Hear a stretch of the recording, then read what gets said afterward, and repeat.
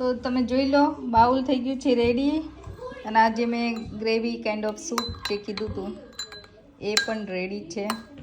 હવે આને છે ને આવી રીતે ઉપરથી પોર કરવાનું and that's it, ready to eat.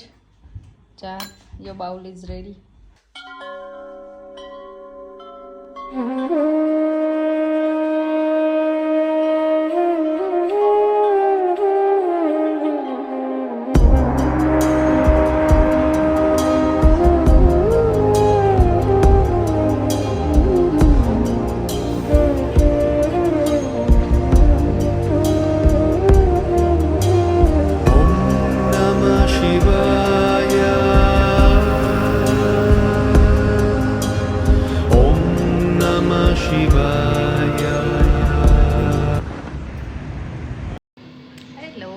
આજે શું બનવાનું છે? ચલો ફટાફટ કિચનમાં તો આવી ગઈ છું. ફટાફટ બને એવું બનાવવાનું છે આજે, અને હેલ્ધી પણ છે. તો આજે બનવાનું છે ફટાફટ એક હેલ્ધી બાઉલ રેસીપી.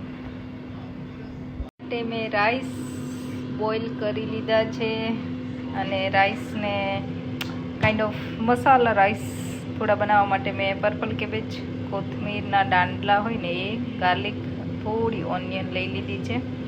અને હું રાઈસ કઈ રીતે બનાવી તમને બતાવું. બહુ સિમ્પલ ઇન્ગ્રીડિયન્ટ સાથે પણ સરસ બનશે. આ મેં બ્રોકલી લઈ લીધી છે. તો બ્રોકલીને મેં બોઇલ કરી લીધી છે, અને એમાં સોલ્ટ અને ચીલી ફ્લેક્સ નાખી દઈએ. That's it. આમાં કંઈ બીજું કંઈ કરવાનું નથી. આ ઉપરથી સાઈડમાં આપણે સર્વ કરશું ત્યારે યુઝ કરવાનું છે. અને પનીર પણ રોસ્ટ થઈ ગયું છે એર ફ્રાયરમાં, તો આપણે પનીરનો પણ યુઝ કરવાનો છે. તો મેં તેલ લઈ લીધું છે, એમાં જે આપણે આ વેજીટેબલ કાપ્યા છે એ સાતળવાના છે. તો આ રીતે સરસ રીતે સતળાઈ ગયા છે. અને હવે આપણે આમાં રાઈસ એડ કરવાનું છે, અને બધા વેજીટેબલ ક્રન્ચી રાખવાનું છે. જે પણ તમે વેજીટેબલ આમાં એડ કરો એકદમ ક્રન્ચી રાખવાના છે, એટલે બહુ આપણે ચડવા દેવાના નથી. તો હવે હું આમાં રાઈસ એડ કરી દઈશ. તો હવે આપણે રાઈસને બધું મિક્સ કરી દઈશું સરસ રીતે. તો મિક્સ થઈ ગયા છે એકદમ. હવે આમાં આપણે સોલ્ટ એડ કરીશું. કલર રાઈસનો ચેન્જ થઈ ગયો, કારણ કે આપણે પર્પલ કેબેજ આમાં યુઝ કરી છે એના માટે. તો વેજીટેબલ માટે મેં લઈ લીધા છે red and green paper, onion અને ગ્રીન ચીલી. તમારે સ્પાઇસી ભાવતું હોય તો. વેજીટેબલને થોડી વાર સાતળવાના છે, અગેન ક્રન્ચી રાખવાના છે. અને આપણે કાઇન્ડ ઓફ ઇન્ડો ચાઇનીઝનો ટેસ્ટ આપવાનો છે, એટલે હું Schezwan sauce, salt, black paper અને સોયા સોસ થોડો એડ કરીશ.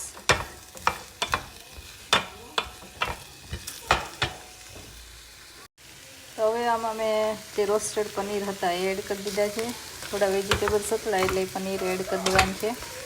અને થોડા કોથમીરના ડાળખા અગેન, એનાથી સરસ ટેસ્ટ આવે છે.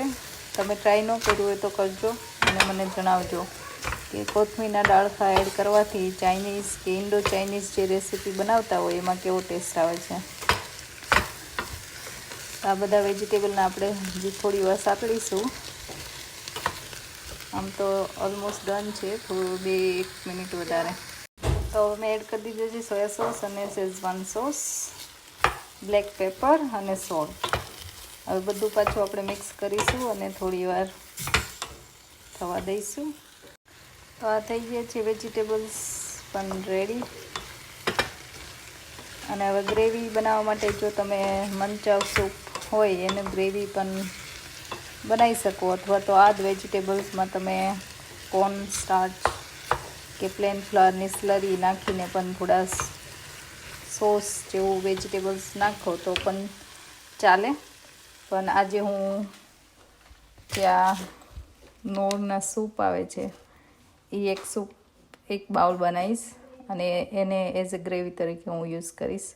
પણ તમે ગ્રેવી મંચાવ સૂપ બનાવો એ જ રીતે બનાવીને યુઝ કરી શકો છો.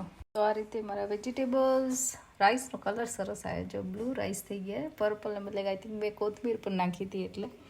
અને આ જે બ્રોકલી અને આ બધા જે ગ્રેવી બનવાની છે એ ગ્રેવી પણ રેડી થઈ જાય એટલે બાઉલ એસેમ્બલ કરવાનો રહેશે. તો આવી રેસીપી મને છે ને વધારે ગમે છે, કેમ કે જલ્દીથી બને છે, જલ્દીથી બની જાય, પ્લસ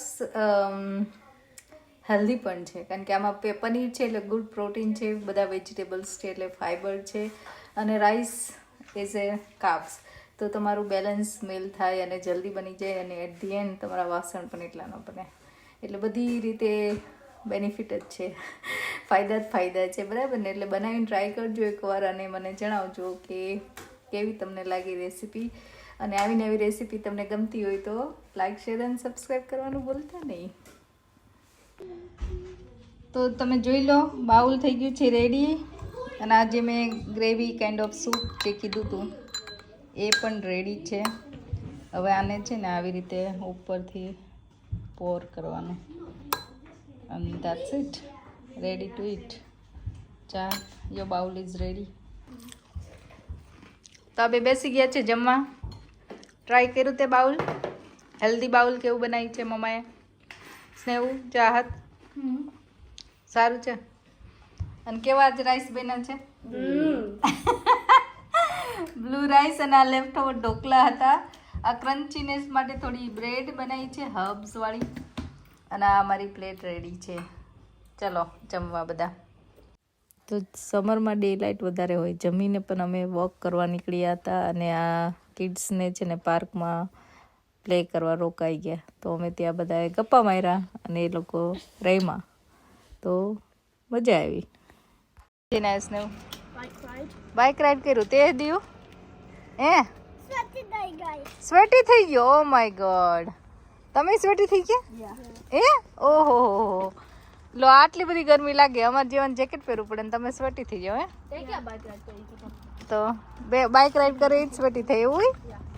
આ દિયું ડાયા છે, જો એ એક જ હેલ્મેટ પહેરે, તમે બધા હેલ્મેટ વગર ચલાવો છો. હેલ્મેટ જોવે. તો આજથી ચાલુ થઈ ગયો છે શ્રાવણ મહિનો. બધાને આજે પહેલો સોમવાર છે શ્રાવણ મહિનાનો, અને આઈ હોપ કે તમે બધા પણ ફાસ્ટ કરતા હોય, ઘણા શ્રાવણ મહિનો પણ કરતા હોય છે, પણ મેં આ વખતે લાઈક સોમવાર જ કર્યા છે.